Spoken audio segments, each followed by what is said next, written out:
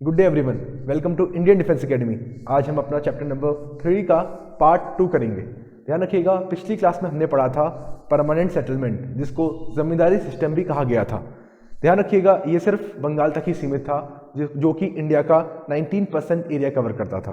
ध्यान रखिएगा, permanent settlement सिर्फ 19% एरिया कवर करता था पूरे इंडिया का। इसके बाद जो बात करूंगा मैं आज रैयतवाड़ी सिस्टम की, या फिर रैयतवाड़ी सेटलमेंट। ध्यान रखिएगा, रैयतवाड़ी सेटलमेंट, सबसे पहला क्वेश्चन तो यही पुटअप होता है कि किसने इसको इंट्रोड्यूस किया। तो इसको इंट्रोड्यूस किया गया था 1820 में।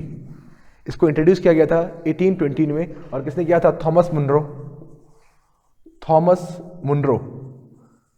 और ध्यान रखिएगा, अलेक्जेंडर रीड। अलेक्जेंडर रीड, यही सबसे ज्यादा इंपॉर्टेंट क्वेश्चन है।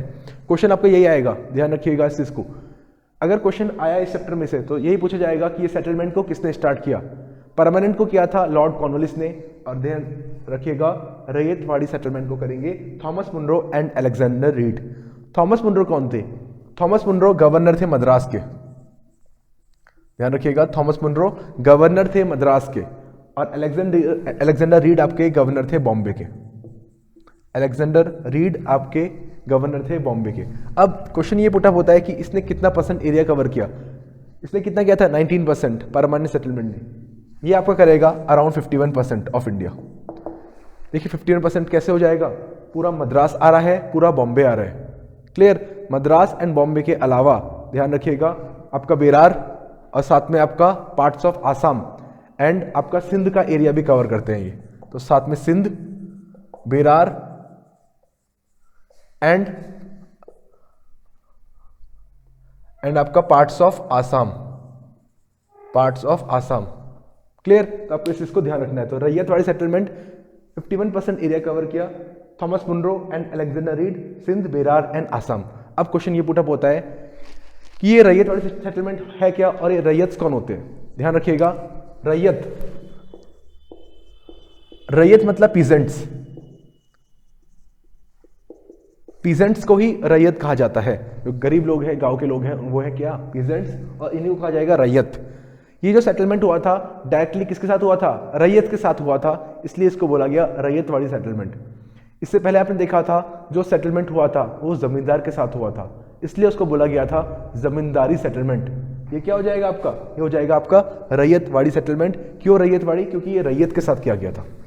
क्लियर? बहुत इंपॉर्टेंट चीज है ये। अब इसमें हुआ क्या? देखिए, ये जो सेटलमेंट है डायरेक्टली किया गया लोगों के साथ। अब आप बोलेंगे कि एक्सप्लॉयटेशन देखिए कैसे होगा।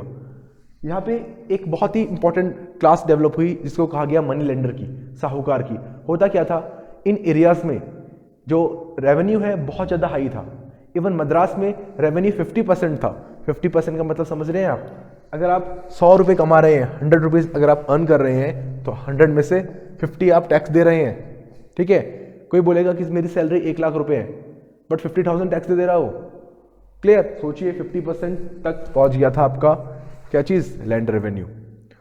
इनको होता क्या था, ये जो पीजेंट्स थे, रैयत थे, इनको एक डॉक्यूमेंट दिया जाता था जिसको बोलते थे पट्टा। इनको एक डॉक्यूमेंट दिया जाता था, पट्टा। क्लियर? ये पट्टा क्या है? ये पट्टा जो है ये लैंड ओनरशिप का एक कागज है, डॉक्यूमेंट है, जिससे ये पता चलेगा कि ये जमीन आपकी है, ये लैंड आपकी है। अब देखिए, अगर टैक्स रेट इतने ज़्यादा हाई है, कई बार क्या होता था, ये जो लोग हैं, गरीब लोग हैं, टैक्स नहीं दे पाते थे, और कहाँ चले जाते थे? मनी लेंडर के पास, जिसको बोला जाता था साहूकार। मनी लेंडर को बेसिकली ध्यान रखिएगा, ये अपनी जमीन गिरवी रखते थे और उनसे पैसे लेके टैक्स भरते थे। पर ध्यान रखिएगा इस चीज़ को। इसके बाद क्या हुआ, ये जो मनी लेंडर थे, एक बार, अगर आपने बहुत सारी बचपन में स्टोरीज भी सुनी होंगी, क्लियर, बहुत सारी स्टोरीज आपने बचपन में सुनी होगी कि एक बार अगर मनी लेंडर के पास जमीन आ जाए, वो इतने ज़्यादा उनसे रेट ऑफ इंटरेस्ट लेता था कि वो वापस कभी भी इस ज़मीन को नहीं छुड़ा पाते थे लोग। क्लियर? तो जो लोग थे, पीजेंट्स थे, एक बार अगर उन्होंने गिरवी रख दी अपनी ज़मीन, तो वो उसके बाद उसको कभी छुड़वा नहीं पाते थे, और ऐसे लैंड ट्रांसफर हो जाती थी किसके पास? इस मनी लेंडर के पास। इसको हम बोलते थे डेब्ट ट्रैप पॉलिसी। क्लियर? इस पॉलिसी का नाम था आपका डेब्ट ट्रैप पॉलिसी, और बहुत ही इंपॉर्टेंट है, इवन काफ़ी बार एग्जाम में भी आई है। सीडीएस के एग्जाम में क्वेश्चन आया था चाइना की पॉलिसी का नाम, तो आपका डेप्टर पॉलिसी, चाइना भी यही करती है, पहले क्या दिया, लोन दिया, और अगर आप लोन को रिपे नहीं कर पाओगे तो आपकी टेरिटरी को क्या किया, ऑक्यूपाई कर लिया। इसको बोलते हैं डेप्ट ट्रैप पॉलिसी।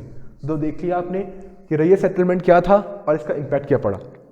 चलिए थर्ड सेटलमेंट की बात की जाए तो जो आपका थर्ड सेटलमेंट था उसको क्या बोला गया, उसको बोला गया महलवाड़ी सेटलमेंट, और उसने इंडिया का करीब करीब 30% एरिया कवर किया। तो थर्ड हम देखते हैं महलवाड़ी सेटलमेंट।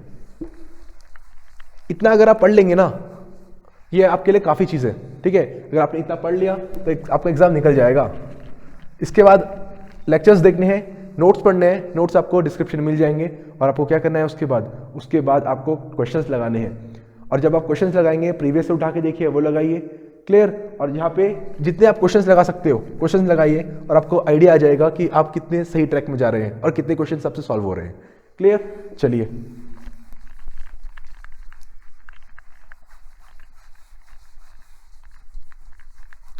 यस, नेक्स्ट देखते हैं हम सेटलमेंट। इसका नाम है महलवाड़ी।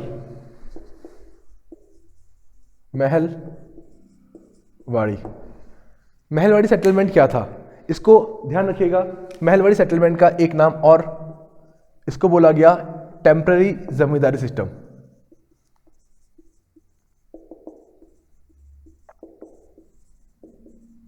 और इसने इंडिया का अराउंड 30% एरिया कवर किया। 30% एरिया कौन कौन सा, देखिए सेंट्रल इंडिया जिसमें आपका आज मध्य प्रदेश आता है, इसके अलावा Agra, western UP side, clear, और साथ में आपका पंजाब। ये जो सेटलमेंट की गई थी किसने करी थी, तो नाम आपको याद रखना है, एक आर एम बर्ड और एक हॉल्ट मैकेंजे।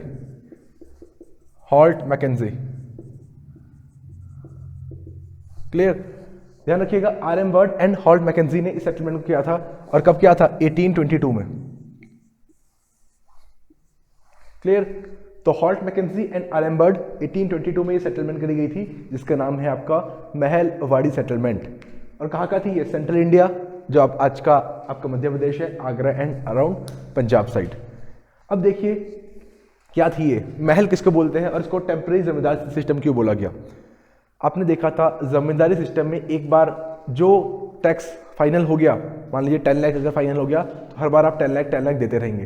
पर यहाँ पे क्या हुआ, यहाँ पे जो टैक्स रेट है वो फिक्स नहीं किए गए, वो बोला गया कि 20-30 ईयर्स में एक बार टैक्स आपका रिवाइज होगा। देखिए क्या सेटलमेंट है, पहले देख लेते हैं। अब महल किसको बोला जाता है, ध्यान रखिएगा, सेम जैसा जमींदारी सिस्टम था यहाँ पे भी वैसा ही हुआ। यहाँ पे क्या किया गया, यहाँ पे बहुत सारे गांव को मिला के बोला गया कि ये एक महल है, क्लियर। बहुत सारे गांव को मिला दिया गया, बहुत सारे विलेज को मिलाया गया और बोला गया कि ये एक महल है, और इस महल में एक किसी इंसान को एक रिस्पॉन्सिबिलिटी दे दी कि आप क्या कीजिए, आप यहाँ पे टैक्स वसूलेंगे, टैक्स को कलेक्ट करेंगे, क्लियर। इसलिए इस सिस्टम को बोला गया Mahalwari settlement, clear.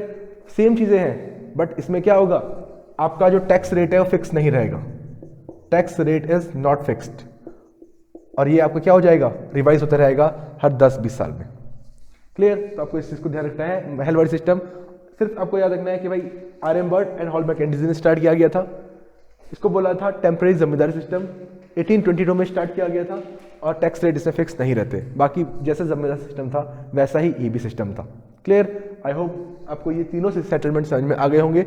Next class में हम कंटिन्यू करेंगे इकोनॉमिक पॉलिसीज कौन कौन सी थी ब्रिटिशर्स की, जिसने कि इंडिया को पूरा रन करके रख दिया। Thank you so much.